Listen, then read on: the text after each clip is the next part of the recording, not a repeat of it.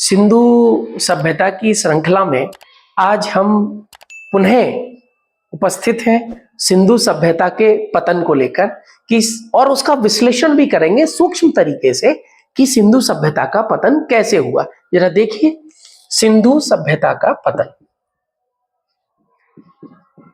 सभ्यता का पतन, पहले विचार पर हम चर्चा करते हैं और पहला विचार है आर्यों का आक्रमण। आर्यों ने आक्रमण किया सिंधु सभ्यता पर, किंतु यह कहा जाता है कि आर्य का मतलब होता है श्रेष्ठ, और श्रेष्ठ कौन होता है? बुद्धिमान, और बुद्धिमान कभी लड़ता नहीं है।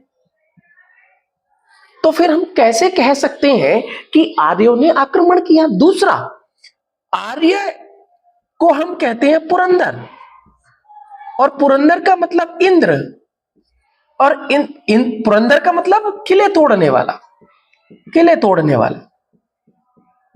वाला।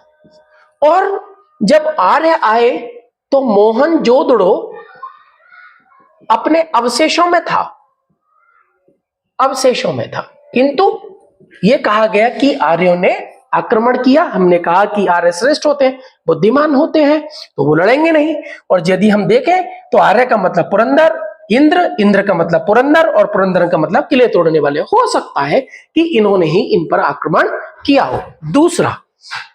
दूसरा हम रीजन चलते हैं, दूसरा हम कारण चलते हैं और हम देखते हैं नदियों का मार्ग परिवर्तन।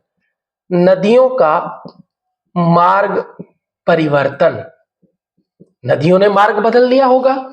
तो सिंधु सभ्यता जितने क्षेत्रफल में फैली हुई थी, कोई भी नदी ऐसी नहीं है जो पहले जहां बहती थी और जो आज वहां नहीं बहती। इसका मतलब यह है कि कोसी एकमात्र नदी है जो मार्ग परिवर्तन के लिए जानी जाती है, और उस नदी के किनारे एक भी सिंधु का स्थल दिखाई नहीं दिया। अतः हमें यह भी पतन का कारण प्रासंगिक नहीं लगता।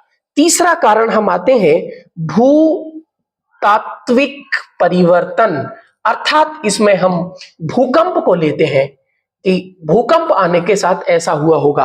मान लीजिए मेरठ में आ गया, आगरा में आ गया, इलाहाबाद में आ गया, तो वह जैसे जैसे आगे बढ़ता है तो उसकी तरंगें जो तरंग दैर्ध्यों के माध्यम से आगे चलता है तो कहीं ज्यादा और कहीं कम होता है, उसका प्रभाव कहीं कम और कहीं ज्यादा होता है, तो हमें यह भी प्रासंगिक नहीं दिखाई देता। फिर एक और कारण बताया गया और वो कारण था महामारी का।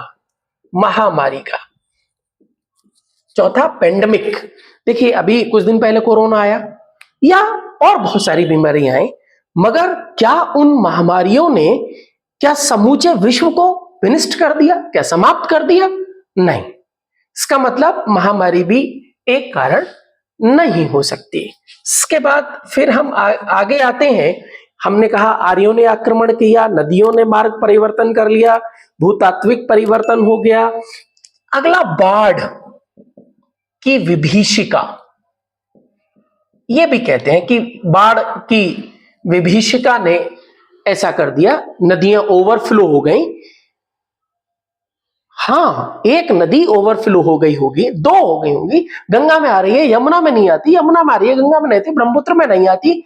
अतः हमें यह भी प्रासंगिक नहीं दिखाई देता। तो फिर सिंधु सभ्यता का पतन किस प्रकार, हम इसको जानने के लिए आप हमारे चैनल को सब्सक्राइब करें।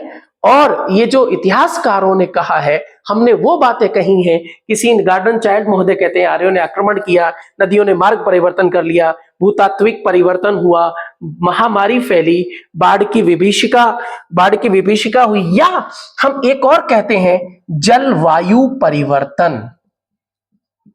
परिवर्तन। हो सकता है एक स्थान पर रहा हो, सभी स्थानों पर परिवर्तन का प्रभाव नहीं पड़ता। इसीलिए आज हम सिंधु सभ्यता के पतन पर चर्चा की। आगे हम सिंधु सभ्यता को कितने नामों से जाना जाता है उस पर चर्चा करेंगे।